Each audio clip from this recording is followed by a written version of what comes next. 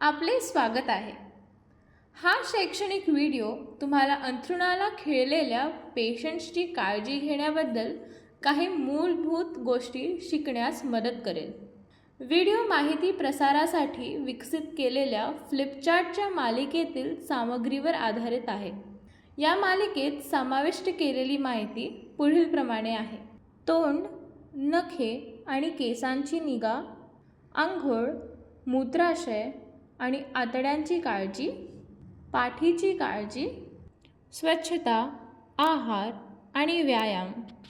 लक्षणे व्यवस्थापित करणे: उलट्या, श्वास लागणे, जखमा. लक्षणे व्यवस्थापित करणे: बद्धकोष्ठता आणि अतिसार, वेदना. कुटुंबातील सदस्य, आरोग्य कर्मचारी किंवा ग्रामीण भागातील स्वयंसेवकांसह अंथरुणाला खिळलेल्या रुग्णांची काळजी घेणाऱ्यांसाठी व्हिडिओ उपयुक्त आहेत. पेशंट स्वतःसुद्धा स्वतःची परिस्थिती समजून घेण्यासाठी हे व्हिडिओ बघू शकतात आणि त्यानुसार आपल्या काळजीवाहकांना सहकार्य करू शकतात. हा व्हिडिओ तोंड, नखे आणि केसांची निगा वर आहे. या मालिकेतील इतर विषयांवरील व्हिडिओंच्या लिंक खालील कमेंट्समध्ये आढळतील. जर तुम्हाला हे उपयुक्त वाटले आणि असे आणखी विषय कव्हर केलेले पाहायचे असतील तर आम्हाला कमेंट्समध्ये कळवा. आमच्या चॅनलला सबस्क्राईब करा आणि हा व्हिडिओ शेअर करा. वैयक्तिक स्वच्छता, मुखाची काळजी. पेशंटला नरम टूथब्रश व टूथपेस्टने दात घासण्यास मदत करणे. दात घासल्यावर चूळ भरण्यासाठी पाणी तयार ठेवणे. जर का पेशंट पलंगाला खिळलेला बेड रिडन असेल तर सुरू करण्याआधी तुम्ही पुढील गोष्टी तयार ठेवाव्यात: पाण्याचे भांडे किंवा बाउल, बेसिन, टूथब्रश आणि टूथपेस्ट, टॉवेल आणि ओठांसाठी बाम. पेशंटचा ब्रश सौम्य आणि नरम दातांचा आहे याची काळजी घ्यावी. ज्या पेशंट्सच्या मुखात अल्सर किंवा जखमा आहेत त्यांचे दात घासताना तुम्हाला जास्त काळजी घ्यावी लागेल. अशा पेशंटसाठी ब्रशचे दात काढून त्याला गॉज लावून त्यांच्या हिरड्या, जीभ आणि तोंडाचा आतला भाग स्वच्छ करावा. पेशंटला उठून बसायला मदत करा, मग ब्रश करा आणि चूळ भरा.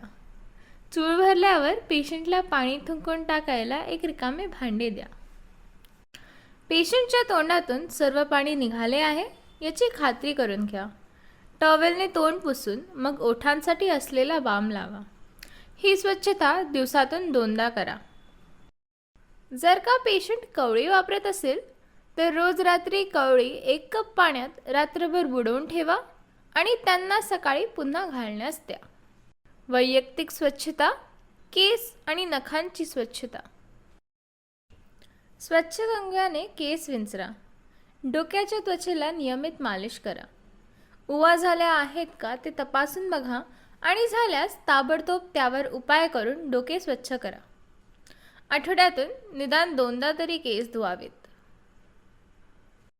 जर का पेशंट पलंगाला खिळलेला असेल तर केस धुण्याच्या आधी त्याच्या गादीवर आणि उशीवर एक टॉवेल आणि मेनकापड घाला. एक मेनकापड पेशंटच्या मानेखाली किंवा डोक्याखाली धरा. केस धुण्याआधी पाणी ओतण्यासाठी कापडाचे दुसरे टोक पलंग शेजारी असलेल्या बादलीत ठेवा. पेशंटच्या कानात कापूस घाला. स्वच्छ पाणी वापरून केस साबण किंवा शॅम्पूने धुवा. स्वच्छ टॉवेलने केस कोरडे करा. पेशंटचे केस लांब असल्यास भांग पाडून केस 2 भागात विभागून 2 विण्या घाला. यामुळे पेशंटला डोके ठेवताना अधिक आराम मिळू शकतो. पेशंटची नखे नियमितपणे कापून लहान आणि स्वच्छ ठेवा.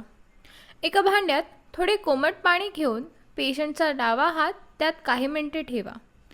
नंतर भांडे बाजूला काढून पेशंटचा हात टॉवेलने वाळवा.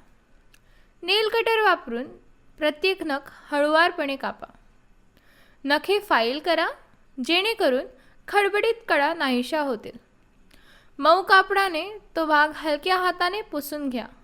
कापलेली नखे एका ट्रेमध्ये गोळा करा. उजव्या हाताची नखे त्याच पद्धतीने कापा. पावलांची नखे कापण्यासाठी तीच पद्धत अनुसरा. कोमट पाण्याने भरलेल्या भांड्यामध्ये प्रथम पाय बुडवा. मग पावले कोरडी करून एक एक नख कापा आणि कापसाने किंवा नरम कापडाने पुसून घ्या. पावलांची नखे फाईल करू नका.